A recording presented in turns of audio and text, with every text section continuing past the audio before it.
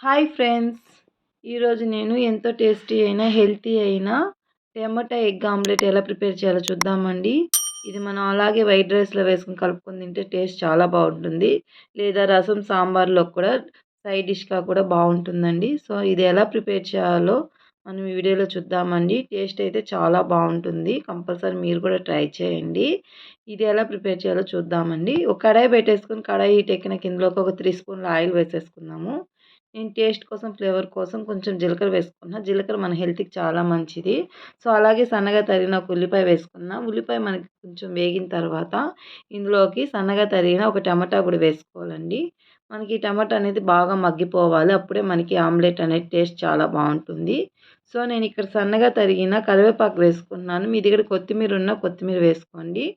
మనకి టమాటా త్వరగా మగ్గడం కోసం నేను ఇక్కడ హాఫ్ స్పూను పసుపేసుకొని ఇది మనం మగ్గే లోపలికి మనం ఇప్పుడు ఒక గిన్నెలో నేను ఇక్కడ 3 ఎగ్స్ తీసుకున్నానండి. ఇప్పుడు ఇందులోకి కొంచెం ఆనియన్స్, కొంచెం పచ్చిమిర్చి, కొంచెం పసుపు, మిరియాల పొడండి. అలాగే కొంచెం లైట్‌గా సాల్ట్ కూడా వేసుకొని ఈ విధంగా బాగా బీట్ చేసి పక్కన పెట్టేసుకోండి.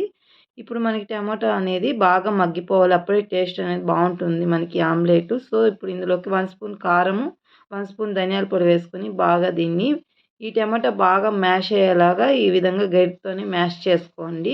ఇప్పుడు టేస్ట్‌కి తగినంత సాల్ట్ వేసుకొని ఒకసారి కలిపేసుకుందాము. మనకి టమాటా అనేది ఈ విధంగా మ్యాష్ చేయడం వల్ల టమాటా బాగా మెత్తగా ఉడికిపోతుంది. అప్పుడు మనకి ఆమ్లెట్ అనేది టేస్ట్ చాలా బాగుంటుంది. మనకి రెడీ అయిపోయిందండి. సో, ఇప్పుడు మనం దీన్ని ఆల్రెడీ మనం బీట్ చేసి పెట్టినాం కదా! ఎగ్‌లో వేసేసుకున్నాం ఈ టమాటా గ్రేవీని. ఇప్పుడు ఈ టమాటాని దీంట్లో బాగా కలిపేసుకొని దీన్ని మొత్తాన్ని బాగా ఈ టమాటా మొత్తం బాగా కలిసేటట్టు బీట్ చేసి పక్కన పెట్టేసుకోండి.